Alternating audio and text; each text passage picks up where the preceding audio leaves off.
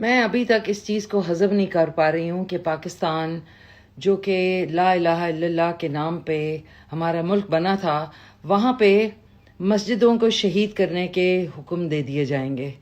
اسلام آباد میں 50 سے زائد مسجدوں کو شہید کرنے کا حکم دے دیا، اور کل ایک خوبصورت پرانی مسجد جو کہ راول ٹاؤن اسلام آباد میں تھی اس کو شہید کر دیا گیا، اور وہاں پہ پودے بوٹے لگا دیے گئے۔ کس نے آپ لوگوں کو یہ حق دیا کہ اللہ کے گھر کو اس طریقے سے مسمار کیا جائے، شہید کیا جائے بیوٹیفیکیشن کے چکر میں؟ تو جب یہ بن رہی تھیں، جب یہ تعمیر ہو رہی تھی، تب آپ لوگوں کو خیال نہیں آیا؟ آپ لوگوں کو پتہ ہے کہ یہ کتنا بڑا گناہ آپ لوگ کرنے جا رہے ہیں؟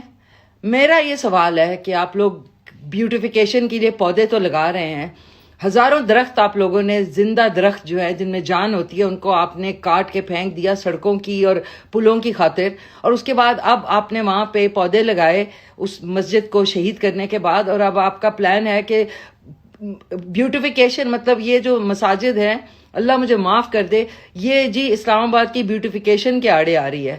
آپ لوگوں کو پتہ بھی ہے آپ لوگ کیا کرنے جا رہے ہیں؟ میرا آپ سے سوال ہے، کیا آپ زلزلے روک سکتے ہیں؟ کیا آپ سیلاب روک سکتے ہیں؟ کیا قدرتی آفات روک سکتے ہیں؟ کون روک سکتا ہے؟ صرف اللہ سبحانہ و تعالیٰ روک سکتے ہیں۔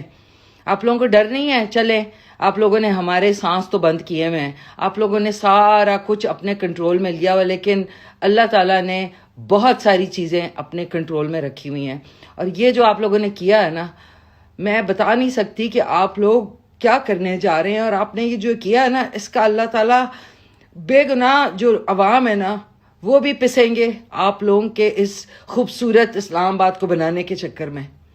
آپ لوگوں کو شرم آنی چاہیے کہ آپ لوگوں نے اس طرح کا قدم اٹھایا ہے۔